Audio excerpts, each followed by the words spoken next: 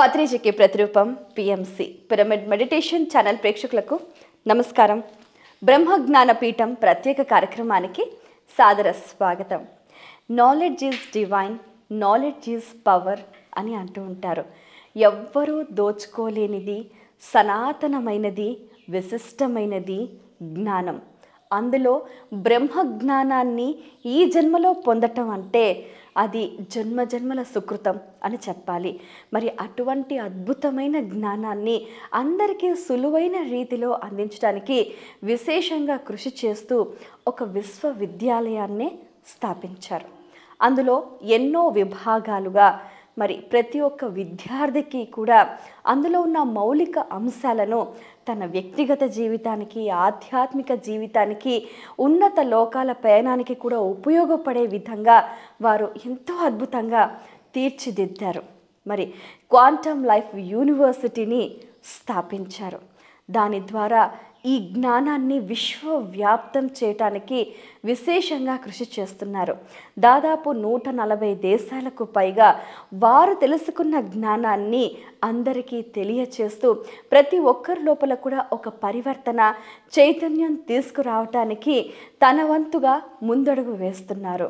Quantum life university వ్యవస్థాపకులు మీ అందరికీ బాగా సుపరిచితులైన బ్రహ్మర్షి చక్రవర్తి డాక్టర్ న్యూటన్ కొండవీటి గారు. వారితో మాట్లాడి మరిన్ని విషయాలు వారి మాటలో తెలుసుకుందాం. ఈనాటి కార్యక్రమాన్ని ప్రారంభిద్దాం. నమస్కారం సార్. నమస్కారం మేడం. సార్, బ్రహ్మజ్ఞాన పీఠం ద్వారా మనము క్వాంటమ్ లైఫ్ యూనివర్సిటీలో ఒక్కొక్క విభాగం గురించి కూడా తెలుసుకుంటూ వస్తున్నాం. ఈ క్రమంలో స్వీయ స్వస్థత శాస్త్రం ఒక మనిషికి చాలా అత్యవసరమైన శాస్త్రం. ఒక ఆధ్యాత్మిక జీవనం పరిపూర్ణంగా సాగాలి అంటే సంపూర్ణ ఆరోగ్యం ఉండాలి. మరి ఆ ఆరోగ్యంతో పాటు మహాభాగ్యాన్ని ఎలా పొందొచ్చు, ఈ శాస్త్రం గురించి వివరాలు మీ మాటల్లో. ఖచ్చితంగా ఈ విభాగం గురించి విశదంగా వెరీ డీటెయిల్డ్గా నేను తెలియచేస్తాను. సో మనందరికీ కూడా స్వస్థతతో ఉండాలని అందరికీ ఉంటుంది, ఆరోగ్యంగా ఉండాలని. ఎందుకంటే లక్షల కోట్ల రూపాయలను మనం ప్రపంచంలో అనారోగ్య సమస్యల కోసంగా ఆరోగ్యం సంపాదించాలని చెప్పేసి మనం దానికోసం వెచ్చిస్తున్నాం. అది ప్రపంచ దేశాలన్నీ కలిసి కూడా అన్ని లక్షల కోట్లు, $1 ట్రిలియన్ అంట. అంటే ఎంత దానివల్ల ఏమన్నా ఆరోగ్యం సంపాదిస్తున్నారా, ఆరోగ్యంగా అవుతున్నారా అంటే ఏమో, అది డౌట్ఫుల్లే. ఎందుకంటే ఎప్పుడు చూసినా హాస్పిటల్స్ ఎప్పుడు ఫుల్గానే ఉంటాయి. సో అందుకోసంగానే క్వాంటమ్ లైఫ్ యూనివర్సిటీ, ఈ విశ్వవిద్యాలయం స్పిరిచువల్ సైన్స్ యూనివర్సిటీలో మనం 5వ విభాగంగా ఈ స్వీయ స్వస్థత శాస్త్రం గురించి అందరికీ తెలియచేయాలని చెప్పి మనం ఇది నెలకొల్పాం. ఈ స్వీయ స్వస్థత అంటే ఏమిటి అంటే వారికి వారు స్వస్థత చేకూర్చుకోవడం న్యాచురల్ వేలో. అంటే బాహ్యం నుంచి హీలింగ్ చేసేది కాదు. బాహ్యం అంటే డాక్టర్సో లేకపోతే ఒక హీలరో ఒక థెరపిస్టో వాళ్ళు చేసేది కాదు, మనకు మనం చేసుకునేది. స్వస్థితి ద్వారా స్వస్థత అనేదే ఇక్కడ ప్రధానమైనటువంటి మౌలికమైనటువంటి ఒక ప్రిన్సిపల్ అన్నమాట. అంటే స్వస్థితి అంటే నేను ఎవరిని, నేను ఎక్కడి నుంచి వచ్చాను అనేది మనం తెలుసుకోవాలి. మన స్వస్థితి, స్వ అంటే సెల్ఫ్ అన్నమాట. నేను, ఆ నిజమైన నేను, ఆ నిజమైన నేను ఆ స్థితిలో మనం ఉండగలిగితే కనుక్కుని రమణ మహర్షి గారు ఎలా, భగవాన్ శ్రీ రమణ మహర్షి గారు ఎలా తనను తాను తెలుసుకుని అందరికీ స్వస్థితి తెలుసుకోమని చెప్పేవారో, ఎంక్వైరీ, సెల్ఫ్ ఎంక్వైరీ. అదేవిధంగా ప్రతి ఒక్కళ్ళు వాళ్ళ గురించి వాళ్ళు ఎంతగా అవగాహన చేసుకుంటారో, ఎంతగా వారి గురించి తెలుసుకుంటూ ఉంటారో అంతగా స్వస్థత చేకూర్చబడుతుంది. ఓకే, ఇదేదో అంటే కొని తెచ్చుకున్న సపరేట్ ప్రాసెస్ కాదంటారు, ఇన్బిల్ట్ దాన్నే మనం సరిదిద్దుకోవటం. కరెక్ట్గా చెప్పారు. ఇన్బిల్ట్ దానిలోనే మనం సరిదిద్దుకోవడం అనమాట. అంటే చాలామంది అనుకుంటాము ఒక జబ్బు చేసిందంటే ఎన్నో అపనమ్మకాలు, మూఢనమ్మకాలు ఉంటాయన్నమాట. అది ఒక దెయ్యం వలన వచ్చింది, లేకపోతే ఎవరో వాళ్ళు ఈర్ష్యపడి జెలసీ వలన, ఈవిల్ ఐ వలన, లేకపోతే ఈవిల్ స్పిరిట్ వలన ఇలా వచ్చింది అలా అని కొంతమందికి మూఢనమ్మకాలు ఉంటాయి. కొంతమందికి ఏంటంటే ఇది మన శరీరంలో ఏదో డిఫెక్ట్ వలన వచ్చిందని అనుకుంటాం, లేకపోతే ఎన్నెన్నో కారణాలు కాదు, కానీ ఒక అన్సైంటిఫిక్గా మనం ఆలోచన చేస్తూ ఈ విధంగా అని అనుకుంటాం. కానీ ఒక జబ్బు అనేది ఒక అడాప్టేషన్ ప్రాసెస్ అని అంటాం అన్నమాట. అంటే మారే పరిస్థితులు, మన చుట్టూరా వాతావరణం ఎప్పుడు మారుతూ ఉంటుంది, పరిస్థితులు మారుతుంటాయి, ఎన్నో సమస్యలు వస్తుంటాయి. అప్పుడు మనం ఒక షాక్కు లోనవుతుంటాం. అప్పుడు మన శరీరాల్లో కొన్ని మార్పులు జరుగుతుంటాయి. ఇప్పుడు పర్వతారోహణ చేస్తారు కొంతమంది.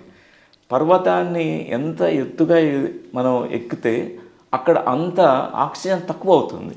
ఆక్సిజన్ తక్కువైతే మన ఊపిరితిత్తులు ఎక్కువ పని చేయాలి, ఎక్కువ పని చేసి ఆయాసపడుతుంటాం ఎక్కే కొద్దీ. అప్పుడు మనకి ఇంకా ఎక్కువ ఆక్సిజన్ కావాలంటే ఏం చేయాలి? మామూలుగా రక్త కణాలు, మన యొక్క ఆర్బీసీ సెల్స్ అని ఉంటాయి, ఎర్ర రక్త కణాలు, అవి దానిలో హిమోగ్లోబిన్ అనేది ఉంటుంది. ఆ హిమోగ్లోబిన్ ఏంటంటే ఆక్సిజన్ తీసుకుంటుంది. ఆ హిమోగ్లోబిన్ కంటెంట్ ఎక్కువ అవుతే అప్పుడు ఎక్కువ ఆక్సిజన్ మనకి సరఫరా చేయగలుగుతుంది మన శరీర కణాలకి. కానీ పైకి ఎక్కే కొద్దీ తక్కువ మనకి ఆక్సిజన్ ఉండడం వలన ఎక్కువ శ్రమ పడుతుంటాం కదా, అప్పుడు మన శరీరం ఒక మార్పుకి లోనవుతుంది. శరీరం నుంచి కొన్ని కమాండ్స్ వెళ్తాయి అన్నమాట మన బోన్ మ్యారోకి. మన యొక్క బోన్స్లో ఈ యొక్క ఉత్పత్తి జరుగుతుంది, హిమోగ్లోబిన్ ఉత్పత్తి. ఈ యొక్క సిగ్నల్స్ వెళతాయి, నాకు ఎక్కువ హిమోగ్లోబిన్ కావాలి. అందుకే పర్వతారోహకులకి ఎక్కువగా హిమోగ్లోబిన్ కంటెంట్ ఎక్కువ ఉంటుంది. ఎందుకంటే అది అడాప్టేషన్, అంటే మన యొక్క వాతావరణ పరిస్థితులకి అనుకూలంగా మన శరీరం మార్చబడుతుంది. అలా ప్రతి జబ్బు కూడా ఒక అడాప్టేషన్ ప్రాసెస్ అన్నమాట. అంటే ఈ యొక్క శరీరం ఒక జబ్బు ద్వారా అది సొల్యూషన్గా తీసుకొస్తుంది. ఫర్ ఎగ్జాంపుల్ ఒక లివర్ ట్యూమర్ అనుకుందామండి, లివర్ క్యాన్సర్ అనుకుందాం. ఆ లివర్ క్యాన్సర్ రాకముందు ఒక 6 నెలలు, 1 సంవత్సరం ముందర ఏదో ఒక సంఘటన వాళ్ళకి ట్రమాటిక్ ఈవెంట్ అని చెప్పుకోవచ్చు, బాధాకరమైనటువంటి సంఘటన జరిగి ఉంటుంది. సో దానికి ముందర సిరీస్ ఆఫ్ ఇట్లాంటివి చిన్నప్పటి నుంచి కానీ గతంలో నుంచి కానీ ఇలాంటివి జరిగి ఉంటాయి. కానీ ఇప్పుడు ఏదైతే ట్రిగ్గరింగ్గా ఒక ట్రిగ్గర్ చేసే విధంగా ఒక బాధాకరమైన సంఘటన జరిగిందో ఒక 6 నెలల నుంచి 1 సంవత్సరం ముందర, మన లివర్ని ప్రేరేపించి ఒక ట్యూమర్ని ఫామ్ చేస్తుంది. ఎందుకంటే దాన్ని ఏమంటారంటే స్టార్వేషన్ కాన్ఫ్లిక్ట్ అంటాం. అంటే నాకు ఇప్పుడు నా జీవనోపాధి ఏంటి, నేను ఎలా బతుకుతాను, నా ఉద్యోగం పోయింది, డబ్బులు కూడా శాలరీ రావట్లేదు, నేను ఎలా బతుకుతాను, ఎలా తింటాను, నా ఫ్యామిలీకి ఎలా నేను ఆహారాన్ని ఇవ్వగలను అనే ఒక కాన్ఫ్లిక్ట్, మానసిక సంఘర్షణ ఏర్పడంగానే మన బ్రెయిన్ నుంచి సిగ్నల్స్ వెళ్తుంది లివర్కి. అంటే నువ్వు బాగా మల్టిప్లై కావాలి, ఎక్కువ కణాలు ఉత్పత్తి చేసుకోవాలి, చేసి అది ఏం చేస్తుందంటే లివర్ సైజ్ పెంచేసుకుంటుంది ఫస్ట్. దాన్ని లివర్ హెపటోమెగలీ అంటాం, దాన్ని లివర్ సైజ్ని పెంచేసుకుంటుంది. అది కూడా కాదు, ఇంకా బాగా కావాలని ఒక కణితిని ఏర్పాటు చేసుకుంటుంది. కణితి అంటేనే ఎక్కువ శరీర కణాలు ఎక్కువ కావడం. అంటే ఇదంతా ఎక్కువగా ఆలోచించడం వల్లనేనా సార్? అంటే మానసిక సంఘర్షణలు, మానసిక సంఘర్షణ, కాన్ఫ్లిక్ట్స్ అని అంటాం అన్నమాట. ప్రతి మనిషికి ఇలాంటి కాన్ఫ్లిక్ట్స్ అనేవి, సంఘర్షణలు అనేవి మానసికంగా వస్తుంటాయి. అంటే ఎన్నో పరిస్థితులు వస్తుంటాయి మనకి. ఆ పరిస్థితుల్ని సరిగ్గా అవగాహన చేసుకోకపోతే మనకి ఈ యొక్క సమస్యలు ఎదురవుతుంటాయి. కానీ ఎప్పుడైతే ఆధ్యాత్మికత మన దగ్గర ఉంటుందో, మన గురించి మనకు సంపూర్ణ జ్ఞానం ఉంటుందో, అప్పుడు ఇలాంటి సంఘర్షణలకి చోటు లేదు, తావు లేదు. ఆ సంఘర్షణలు ఏర్పడవు అనమాట మనలో. లేకపోతే మన మనస్సులో ఒక యుద్ధం జరుగుతుంటుంది ఎప్పుడు కూడా, ప్రతి మనిషికి కూడా ఎన్నో యుద్ధాలు చేస్తుంటాం బాహ్యంగా. కానీ ఇక్కడ అంతరంగా కొన్ని సందిగ్ధ పరిస్థితులు, లేకపోతే సంఘర్షణలు, మానసిక సంఘర్షణలు జరుగుతుంటాయి అన్నమాట. అవి మనలో ఈ జబ్బులకి కారకంగా అవుతుంది. దీన్నే మనం సైకోసోమాటిక్ ఇల్నెసెస్ అని అంటాం అన్నమాట. అంటే చిన్న వ్యాధి నుంచి, తలనొప్పి నుంచి, లేకపోతే ఒక చిన్న కాలు నొప్పి నుంచి క్యాన్సర్ల వరకు అన్నీ కూడా సైకోసోమాటిక్ ఆరిజినే. అంటే ప్రతి ఒక్కటి కూడా మానసిక జనిత జబ్బులే. ఈ మానసిక జనిత జబ్బులకి మరి బాహ్యం నుంచి ఎవరు ట్రీట్మెంట్ ఇవ్వలేరు. ఎందుకంటే మనసుకి ట్రీట్మెంట్ ఇవ్వాల్సింది మన ఆత్మ వైద్యుడే, మనలో ఉన్న వైద్యుడే, అంతర్వైద్యుడు. మన ఆత్మ పదార్థమే, బ్రహ్మ పదార్థం ఏదైతే మనలో ఉందో వారే వైద్యులు అనమాట. ఈ అంతర వైద్యుడిని మనం ఈ స్వస్థితి అనే ఈ కాన్సెప్ట్ ద్వారా, స్వస్థితి తెలుసుకోవడం ద్వారా మనం మేల్కొల్పుకుంటాం. ఈ అంతర్వైద్యుడికి మనకి ఏం కావాలో, ఎలా స్వస్థత చేకూర్చుకోవాలో అన్నీ తెలుసు. అలా ఉంటాయన్నమాట. ఇంకా మీకు కొన్ని చెప్పాలంటే ఇంకొక కేస్ స్టడీ మీకు చెప్తాను. ఎందుకంటే ఇంకా ఎలా ఏర్పడతాయి ఈ అనారోగ్య సమస్యలు అనేది మనం తెలుసుకోవచ్చు అనమాట. ఇప్పుడు మానసిక ఒత్తిడికి గురైనప్పుడు బాడీలో ఏదైనా పార్ట్ వీక్గా ఉంటే దానికి ఎఫెక్ట్ అవుతుంది అంటారు, అది కూడా నిజమేనంటారా? మానసిక ఒత్తిడికి కూడా, స్ట్రెస్ కూడా, ఆ స్ట్రెస్ఫుల్గా ఉన్నప్పుడు, ఆ ఒత్తిడికి లోనైనప్పుడు వాళ్ళకి కొన్ని శరీర భాగాల్లో హైలీ వల్నరబుల్గా ఉంటాయి. అంటే సున్నితమైన, అంటే వాళ్ళకి ఎప్పుడు కూడా సమస్యలన్నీ ఆ భాగంలోనే వస్తాయి, ఆ శరీర అవయవాల్లోనే వస్తాయి. కొంతమందికి ఎప్పుడు రైట్ సైడ్ కుడి పక్కన మాత్రమే వస్తుంటాయి సమస్యలన్నీ కూడా. ఏమైనా కొంతమంది ఎడమ సైడు, ఒకవేళ కింద పడినా కూడా వాడు ఎడమ సైడే పడుతూ ఉంటారు. కొంతమంది కుడి పక్కన పడుతుంటారు. కొంతమందికి ఆ సమస్యలు ఏమైనా వచ్చినా కూడా ఒక భాగంలో అది ఏర్పడుతూ ఉంటుంది. కొన్ని అవయవాలులో ఆ సమస్యలు వస్తూ ఉంటాయి అన్నమాట. ఎందుకంటే దీనికి ప్రతిదానికి ఒక మూల కారణం ఉంటుంది. కార్యకారణ సంబంధంతోనే అన్నీ ఈ భూమండలంలో జరుగుతుంటాయి. మన శరీరంలో కూడా ప్రతి ఒక అనారోగ్య సమస్య వచ్చిందంటే దానికి ఒక మూల కారణం ఉండి తీరుతుంది. కారణం లేకుండా దానికి అదే ఒక రోజు జబ్బు వచ్చేది. దాని వెనకాల ఎంతో బ్యాక్గ్రౌండ్లో ఎన్నో రసాయనిక చర్యలు, దాని వెనకాల మనసులో ఎన్ని సందిగ్ధ పరిస్థితులు, సంఘర్షణలు జరిగిన తర్వాత, ఈ రసాయనిక చర్యల తర్వాత ఈ యొక్క అనారోగ్య సమస్య మన శరీరంలోకి వస్తుంది. ఒక బీపీ కావచ్చు, ఒక షుగర్ కావచ్చు, లేకపోతే ఇంకా చెప్పాలంటే మనకి కరోనా వైరస్ అప్పుడు కూడా ఎంతోమంది చనిపోయారు పాండమిక్లో. సో అలాంటి వైరస్లు, ఇన్ఫెక్షన్లు, జబ్బులు అన్నిటికీ కూడా ప్రతి దానికి ఒక మూల కారణము ఉండి తీరుతుంది అన్నమాట. సో అంటే ఆ మూల కారణము ఉంది కాబట్టి అది ట్రిగ్గర్ లాగా పనిచేస్తుంది మన శరీరంలో, అది ట్రిగ్గర్ చేస్తుంది మనలో. అప్పుడు మన శరీరము మార్పునికి లోనవుతుంది. కానీ మనం చాలామంది వరకు మన అపోహలు ఉంటాయి అన్నమాట.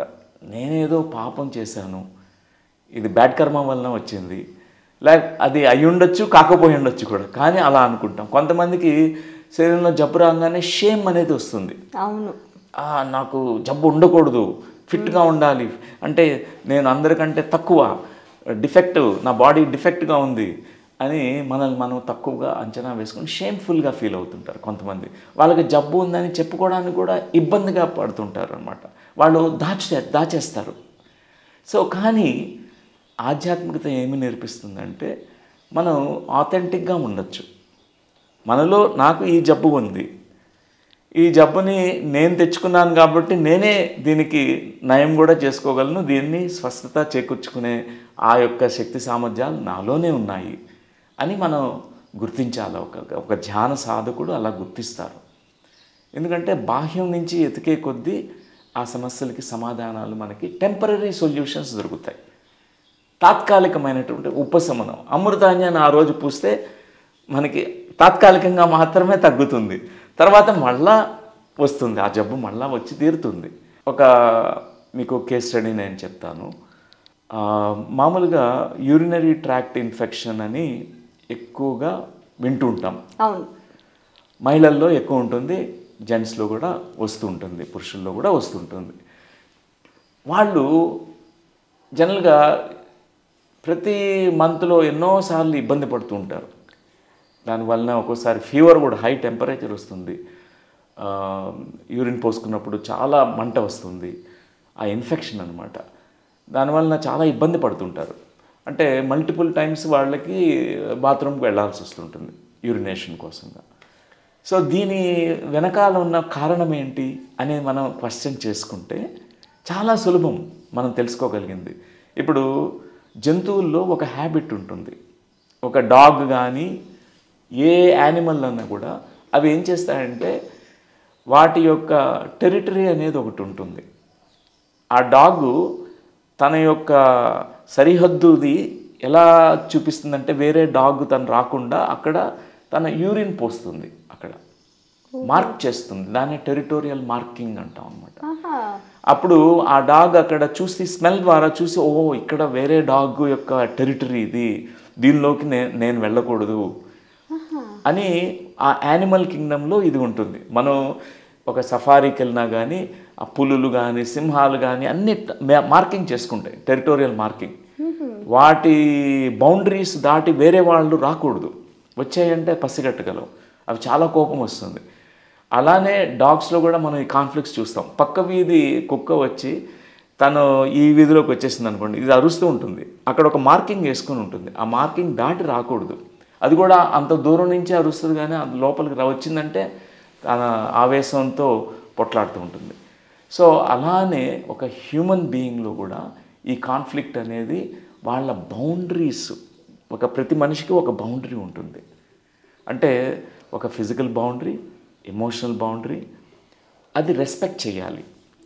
అలా రెస్పెక్ట్ చేయకుండా ఎవరన్నా వాళ్ళకి నచ్చని విధంగా వాళ్ళ బౌండరీలోకి ఎంటర్ అయిపోయారు అనుకోండి, వాళ్ళ పర్మిషన్ లేకుండా, అనుమతి లేకుండా, అప్పుడు వాళ్ళకి టెరిటోరియల్ కాన్ఫ్లిక్ట్ అనేది వస్తుంది. అంటే నా టెరిటరీలోకి, నా బౌండరీస్లోకి నా అనుమతి లేకుండా నన్ను డిస్రెస్పెక్ట్ చేస్తూ వాళ్ళు ఎంటర్ అయ్యారు అనే ఒక కాన్ఫ్లిక్ట్ ఏర్పడుతుంది.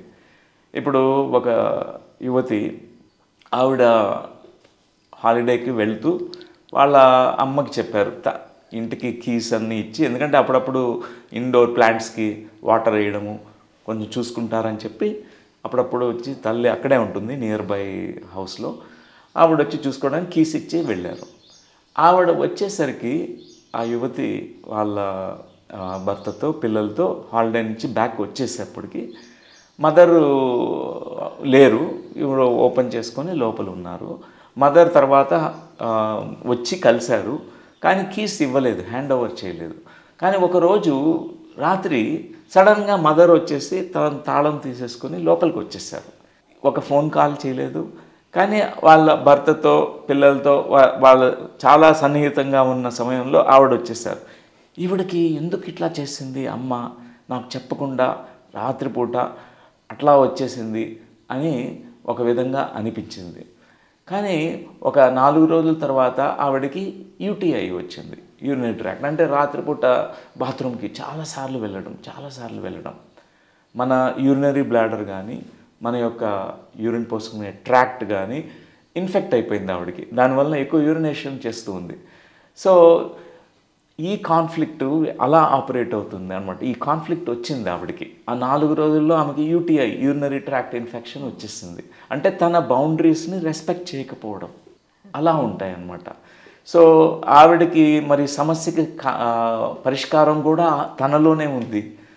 ఎప్పుడైతే ఈ జ్ఞానం తెలుసుకుందో, 4 రోజుల క్రితం ఏమైంది, ఈ సమస్య రాకముందు ఏమైంది నాకు, అమ్మ ఇలా వచ్చింది, నేను చాలా లోపల వ్యక్తపరచకుండా లోపల ఉంచేసుకున్నాను, నాలో ఆ ఫీలింగు ఎందుకు ఇలా చేసింది, అగౌరవంగా నా పర్సనల్ బౌండరీస్లోకి వచ్చేసింది ఈవిడ, నా అనుమతి లేకుండా ప్రవేశించింది ఇంట్లో అని ఆవిడకి చాలా కోపం వచ్చేది, వ్యక్తపరచలేదు.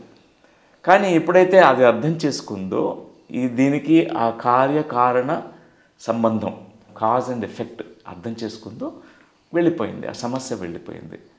ఇంకొక కేస్ స్టడీ చెప్తాను. ఒక ఆవిడకి బ్రెస్ట్ ట్యూమర్ వచ్చింది. మేము స్పెయిన్ దేశం వెళ్ళాము, బార్సిలోనా అనే ఒక సిటీ ఉంటుంది, అక్కడ ఒక సదస్సు లాంటిది చేసి వర్క్షాప్లో ఆవిడ పార్టిసిపేట్ చేశారు. ఆవిడకి ఈ హెల్త్ ఇష్యూస్ గురించి మేము గైడ్ చేస్తూ స్వస్థత అనే కాన్సెప్ట్ గురించి మూల కారణం వెతకాలన్నమాట వాళ్ళు. ఆవిడ ధ్యానస్థితిలో ఉంటూ మూల కారణంకి వెళ్తే ఆమె చూసినటువంటి దృశ్యాలు ఏంటంటే, ఒక గత జన్మలో ఆవిడ ఒక ప్లేస్లో ఒక గుడిసెలో ఉన్నారు.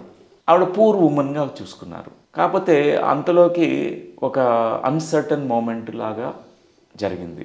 అంటే అక్కడ ఎవ్వరూ ఊహించని విధంగా శత్రు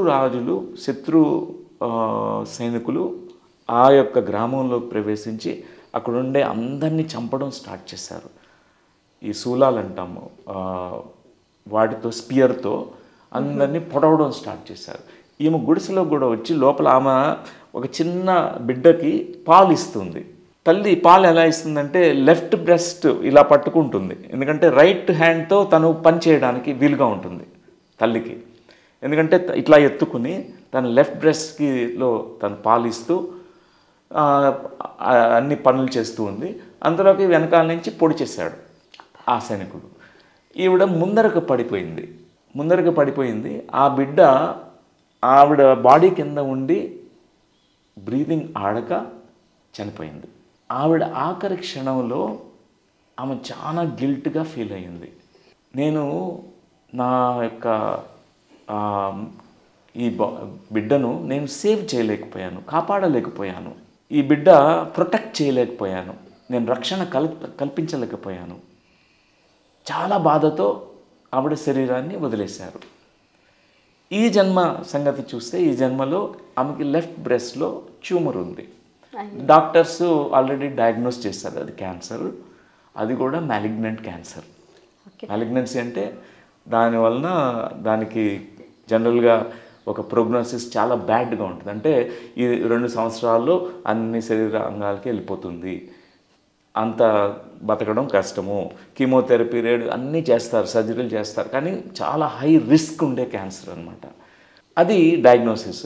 తర్వాత ఆవిడకి జన్మలో పిల్లలు లేరు. వాళ్ళు 7 సంవత్సరాలు అయింది మ్యారేజ్ అయ్యి, పిల్లలు పుట్టలేదు ఇంకా. కానీ తీవ్రంగా ప్రయత్నం చేస్తున్నారు, పిల్లలు కావాలి, ఎట్లా పుడతారు, అన్ని ప్రయత్నం చేశారు, కానీ సఫలీకృతం కాలేదు. సో ఇది చూసుకున్నారనమాట. అంటే గత జన్మలో ఏ కాన్ఫ్లిక్ట్ అయితే ఫామ్ అయిందో ఇది చూసుకుని ఆవిడ ఇంటిగ్రేషన్ అంతా చేసుకున్న తర్వాత మేము ఆ స్పెయిన్ దేశం నుంచి బ్యాక్ వచ్చేసిన తర్వాత ఒక 3 వారాల తర్వాత మెయిల్ పంపించారు ఆవిడ. నేను డాక్టర్కి మళ్ళా రమ్మని చెకప్ చేసుకోవడానికి వెళ్తే నా ట్యూమర్ మాయమైపోయింది, బ్రెస్ట్లో ట్యూమర్ లేదు, కణితి లేదు అని రాశారనమాట. ఆమెకి అది ఒక మ్యాజికల్గాను మిరాక్యులస్గాను అద్భుతంగా అనిపించింది. అంటే ఆమె బాడీ పార్ట్ అయినటువంటి బ్రెస్ట్లో ఈ ట్యూమర్ ఎందుకు ఫామ్ అయింది, నేను రక్షణ కల్పించలేకపోయాను. ఇంకొకటి, తల్లి తన ప్రేమను తల్లి పాల ద్వారా చిన్నపిల్లలకి అందచేస్తుంది. అక్కడ 2 కాన్ఫ్లిక్ట్స్ ఫామ్ అయ్యాయి ఆ చిన్న పిల్లవాళ్ళు, ఆమెలో, ఆ యువతిలో. సో ప్లస్ నేను ఈ బిడ్డకి నేను సేవ్ చేయలేకపోయాను, ఈ బిడ్డని సేవ్ చేయలేకపోయాను, కాపాడలేకపోయాను. అందుకే ఈ జన్మలో ఫియర్ ఆఫ్ ప్రెగ్నెన్సీ ఉంది. ప్రెగ్నెన్సీ అంటే భయం ఉంది, ప్రెగ్నెంట్ అయితే మళ్ళీ చిన్నపిల్లవాడు నా దూరం అయిపోతాడు అని. కానీ ఏమైందంటే మీరు పెట్టిన 3 వారాల్లో ఇది నయమైపోయిన తర్వాత మళ్ళా ఒక 2-3 నెలల తర్వాత మళ్ళా మెయిల్ పంపించింది, నేను I'm pregnant now, I went to 9 monthsలో నాకు ఒక చైల్డ్ పుడతాడు అని పెట్టారనమాట. అంటే చూడండి, ఒక మూల కారణం ఉంటుంది. ఆ మూల కారణం ఎక్కడన్నా ఉండొచ్చు. మన ధ్యానస్థితిలో ఉన్నప్పుడు, మన స్వస్థితికి చేరుకున్నప్పుడు మనకి తెలుస్తుంది, మన ఆత్మకు తెలుసు, మూల కారణం ఈ చిన్నప్పుడు కొన్ని సంఘటనలు, బాధాకరమైనటువంటి సంఘటనలు. అది అప్పుడు నేను ఎలా దాన్ని సమస్య తీర్చుకోవాలో, పరిష్కారం చేసుకోవాలో నాకు తెలియదు. అప్పుడు అలా ఉండిపోయింది లోపల, నా సబ్కాన్షియస్ మైండ్లో అలా ఉండిపోయింది. లేకపోతే తల్లి గర్భంలో కూడా ఉంటుంది మూల కారణం. ఒక్కోసారి ఈ ఫ్యామిలీ ట్రీలో వస్తుంది, అంటే వంశపారంపర్యంగా వస్తాయన్నమాట జబ్బులు కూడా. అసలు దాన్ని వాళ్ళు ఐడెంటిఫై చేయగలుగుతారా ధ్యాన చేయగలుగుతారు, ఇదే మూల కారణం, ఇదే ఫైనల్, అంటే దీనివల్లే ఇలా జరిగింది అని చేయగలుగుతారు. ఎందుకంటే ప్రతి ఒక్కళ్ళకి ఈ యొక్క అంతర్గతంగా ఒక జ్ఞానం ఉంటుంది మేడం. ప్రతి ఒక్కళ్ళకి ఒక ఇంట్యూషన్ ఉంటుంది, వాళ్ళకి ఎందుకు వచ్చిందో తెలుసు. ఏదో వాళ్ళ శరీరము ఎప్పుడు శరీర కణాలు వాళ్ళతో మాట్లాడుతుంటాయి, సంభాషణ చేస్తుంటాయి, మనం వినము. కానీ ఇప్పుడు మనకి ఆకలి వస్తుందని ఎలా తెలుస్తుంది? అది చెప్తూ ఉంటుంది. మన లోపల మన కడుపు అరుస్తూ ఉంటుంది, నాకు ఆకలేస్తుంది, నాకు అన్నం పెట్టు అని అరుస్తుంది. ఒక్కోసారి మనకి అసిడిటీ, గ్యాస్ట్రిక్ ట్రబుల్ ఏవో వస్తుంటాయి. అవి కూడా మనకి చెప్తున్నాయి, నువ్వు ఎక్కువ తిన్నావు, చెదారం అంతా పెట్టావు, అందుకే గ్యాస్ ట్రబుల్ వచ్చింది, నొప్పి వస్తుంది కడుపులో. అనవసరమైన తిండి కూడా పెట్టకూడదు ఈ శరీరానికి. వెంటనే అది మనకు గుర్తు చేస్తూ ఉంటుంది. మన శరీర కణాలు ఎప్పుడు మాట్లాడుతుంటాయి, మనకు చెప్తూ ఉంటాయి. కాకపోతే ఈ శరీరంతో మనం అనుసంధానమై మనం తెలుసుకుంటూ ఉండాలి, ఈ శరీరం ఏం చెప్తుంది. మనం ఆకలి లేకపోయినా తినకూడదు, ఆకలికి మించి ఎక్కువ తినకూడదు, ప్లస్ తక్కువ తినకూడదు. ఎంత ఉందో ఆకలి అంతే తినాలి. సో అలాంటివన్నీ కూడా మన శరీరం మనకి ఎప్పుడు చెప్తుంటుంది. మనం దీన్ని సరిగ్గా అర్థం చేసుకోలేకపోవడం వలన ఈ దేహం అనే దేవాలయాన్ని పాడు చేసేస్తుంటాం. ఒక్కొక్కసారి దీనికి చాలా ఇబ్బంది కలుగు చేస్తుంటాం. అది చిన్న సిమ్టమ్స్ అది పెద్ద జబ్బుగా అవుతుంటుంది తర్వాత. బాగుంది. సో ఈ స్వీయ స్వస్థత శాస్త్రం అంటే ధ్యానం ద్వారా స్వస్థితి నుంచి స్వస్థతకు చేరుకోవటం. సో ఇదంతా ఎంత డ్యూరేషన్లో ఉంటుందండి ఈ కోర్సు? మన ప్రోగ్రామ్ ఇక్కడ చేసే దాన్ని బట్టి వాళ్ళకి మనం టూల్స్ అందచేస్తామన్నమాట. మనకి కొన్ని 6 డే ప్రోగ్రామ్ అని, కొన్ని ఆన్లైన్ ప్రోగ్రామ్స్ అని, ఇక్కడ ఫిజికల్ ప్రోగ్రామ్స్ అని కండక్ట్ చేస్తుంటాం కదా. వాళ్ళకి ఆ టూల్స్ మనం ఇవ్వడం జరుగుతుంది. వాళ్ళు అన్నీ ప్రాక్టీస్ చేసుకుంటూ ఉంటారు. 1 ఇయర్ పట్టచ్చు, 2 ఇయర్స్ కూడా వాళ్ళు ప్రాక్టీస్ చేస్తూ ఉంటారు. ఆ టూల్స్ అంటే పనిముట్లు లాంటివి. అంటే అవి వాటిని ఉపయోగించుకుని వాళ్ళు స్వస్థత చేకూర్చుకోవడానికి. అంటే మనకి నాలెడ్జ్ అనేది చాలా ఇంపార్టెంట్. ఇప్పుడు నాలెడ్జ్ లేకపోతే ఇలా చేసుకోవచ్చు అనే జ్ఞానం మనకు తెలియకపోతే మనం చెయ్యము. అంతవరకు మనకి పూర్వీకులు చెప్పిన ఏదైతే చెప్పారో, డాక్టర్ దగ్గరికి వెళ్ళాలి, డాక్టర్ మనకంటే బాగా తెలుసు, డాక్టరే నయం చేస్తాడు అని అలాంటి సిస్టంలో మనం ఉన్నాం. కానీ ఈ జ్ఞానం తెలిసిన తర్వాత మనం లోపల మన అంతర వైద్యుడిని కన్సల్ట్ చేసుకుంటాం. బాహ్య వైద్యుడిని కంటే అంతర వైద్యుడిని. నేను కూడా వైద్యుడిని. బాహ్య వైద్యుడిని అవసరమైతే కంపల్సరీగా వెళ్ళి కన్సల్ట్ చేయాలి. ఎమర్జెన్సీస్ అని అంటాం అనమాట. అత్యవసర పరిస్థితుల్లో అత్యవసరమైనటువంటి వైద్యకి ఛాలెంజింగ్ సమస్య మన శరీరంలో వస్తే డాక్టర్ని కన్సల్ట్ చేయాలి, కంపల్సరీగా తీసుకోవాలి. ఆ మెడికేషన్ కానీ, సర్జరీ కానీ, ఎనీథింగ్. ఎందుకంటే అలోపతిక్ మెడిసిన్ అనేది వెస్ట్రన్ మెడిసిన్ ఉంది అంటే కూడా ఈ విశ్వంలో దాని రోల్ కూడా ఉంది అని లెక్క. దాన్ని మనం విస్మరించకూడదు, దాన్ని మనం ఇలా చూడకూడదు. దాని రోల్ దానికి ఉంది. ఇప్పుడు కొంతమందికి ఫ్రాక్చర్స్ అవుతాయి. నాకు ఒక 30 సంవత్సరాల క్రితం పత్రికారుతో సాంగత్యంలో అతను కూడా, ఆ మిత్రుడు కూడా వచ్చేవాడు, ధ్యానం చేసుకునేవాళ్ళం. ఒకసారి అతనికి యాక్సిడెంట్ జరిగింది. కానీ అతనికి ధ్యానం మీద ఎంత నమ్మకం అంటే ధ్యానంతోనే తగ్గించుకుంటాను. యాక్సిడెంట్ అయింది, ఈ హిప్ జాయింట్ దగ్గర ఉండే ఆ ఫిమరల్ జాయింట్, అది ఫీమర్ ఇరిగిపోయింది. డాక్టర్ దగ్గరికి వెళ్ళాను. నేను చెప్పాను అనమాట, సరిగ్గా అతుక్కోదు, తర్వాత ప్రాబ్లమ్స్ వస్తాయి అంటే, లేదు అన్నీ అతుక్కుంటుంది, నా శరీరం అన్నీ అడ్జస్ట్ చేసుకుంటుంది అని చెప్పి డాక్టర్ దగ్గరికి వెళ్ళలేదు. ఏమైందంటే అతుక్కుంది, కానీ వంకరగా అతుక్కుంది. అప్పటి నుంచి ఇప్పటికి నేను అతన్ని చూసినప్పుడల్లా చాలా బాధపడతాను.